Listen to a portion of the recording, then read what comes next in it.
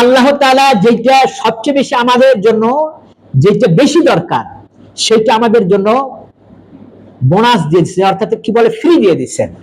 ওইটার জন্য তোমার ইনকাম করতে হবে না। যেমন আমাদের সবচেয়ে বেশি দরকার কি, নিঃশ্বাসের জন্য অক্সিজেন, এটা ফ্রি করে দেয় নাই? এটা যদি আমাদের খানার মতো, খানা যেটা আমরা গ্রহণ করি, পোশাক যেটা পরিধান করি, এইটার মতো যদি আমাদের ক্রয় করতে হতো, তাহলে বলুন তো দিন রাত 24 ঘন্টা ইনকাম করে আমরা সেটা ঠিক করতে পারতাম? সবসময় আমাদের দিনে পানি পান করতে হয়, কতটুকু পানি পান করতে হয় এর হিসাব নাই। একটু গরমে গা ঘেমে ঘরমাক্ত হয়ে গেলে একসঙ্গে 2 লিটার পানি অনেকে পান করি না? এই পানিগুলো যদি আমাদের ক্রয় করা রাখতো তাহলে আমাদের অবস্থা কি হতো? আল্লাহ এগুলো ফ্রি দিয়েছেন, যে তারপরেও ইয়ামুল হাসরের মাঝে যদি বলে এত কিছু ফ্রি দিলাম, এরপরে আমার জন্য কি করলে?